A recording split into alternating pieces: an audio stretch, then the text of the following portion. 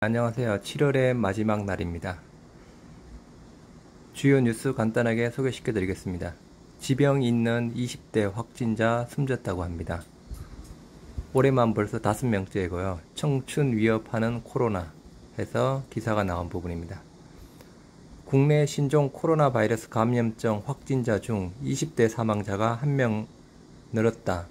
고령층 확진자에 비교해 치명률은 낮지만 최근 같은 확산세가 좀처럼 줄어들지 않으면 확률적으로 사망자가 늘어날 수 있다는 평가다. 31일 질병청 중앙방역대책본부에 따르면 이날 신규 확진자는 1539명, 그리고 코로나 관련 사망자는 6명 늘어난 2095명이라고 하고요. 위중증 환자는 드디어 300명을 돌파했습니다. 317명이라고 합니다. 이날 추가된 20대 사망자는 기저질환자로 지난해 12월 해외에서 입국 후 자가격리 중 확진됐다고 합니다. 그래서 입원 치료를 받고 있다가 지난 30일 사망했다고 하네요. 안타깝습니다. 그래서 마지막에 약간 천은미 교수가 이야기한 부분이 있습니다. 천은미 이대 목동병원 호흡기 내과 교수는 정부는 병상은 준비되어 있다고 하지만 환자를 볼 의료진은 한계가 있다. 젊은 층에서도 확진자가 늘면 입원이 늦어지고 치료에 필요한 기간을 놓쳐 중증으로 갈 수도 있다. 20에서 50대는 레키로나주 같은 코로나19 치료제를 쓸 수 없는데 좀 더 적극적인 치료가 필요하다고 조언했다. 해서 천은미 교수가 다시 한번 셀트리온 레키로나주의 처방 확대 부분에 대해서 다시 한번 이야기를 한 부분입니다.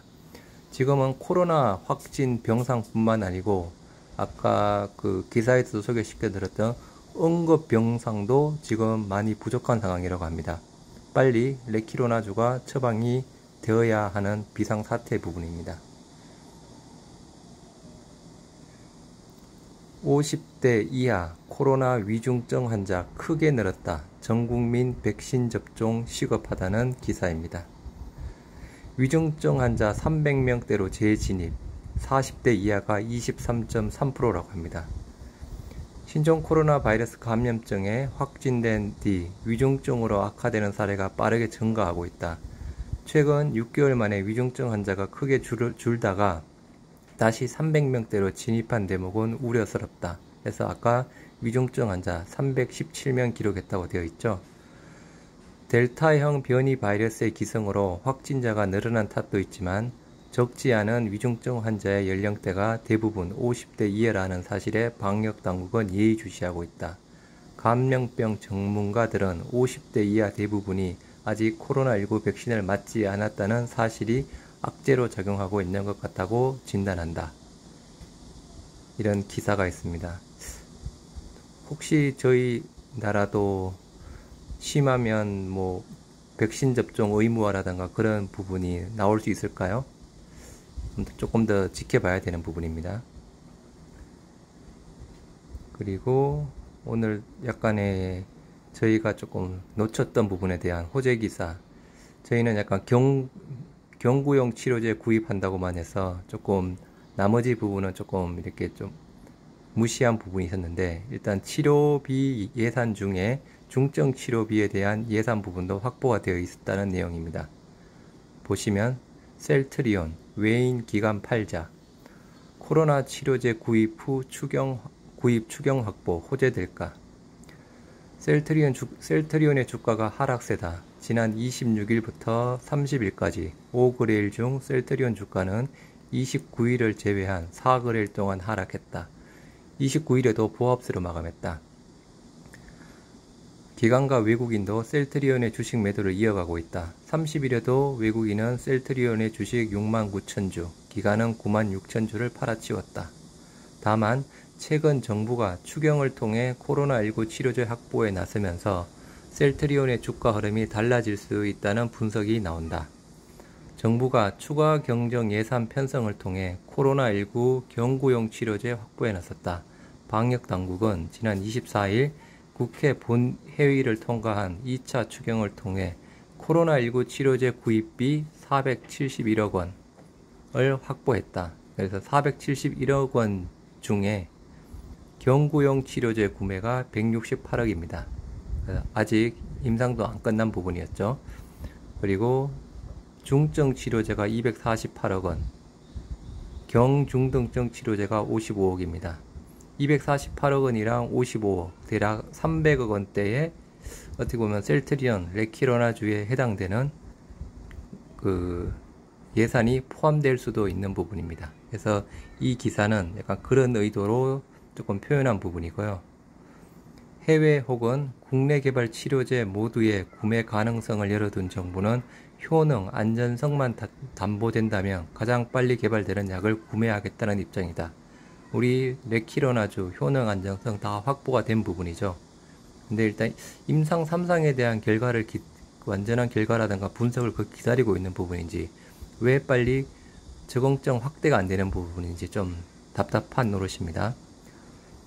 당초 코로나19 방역의 핵심 요소는 백신이라는 인식이 강했지만 다양한 변이로 인한 백신 무력화 우려가 커지자 치료제 개발의 중요성이 재부각된 셈이다.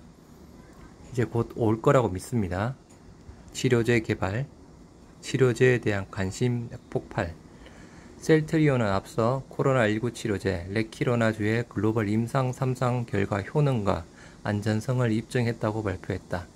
이번 임상은 지난 1월부터 한국, 미국, 스페인 등 전 세계 13개 국가에서 코로나19 경증 및 중등증 환자 1315명을 대상으로 실시했다. 네.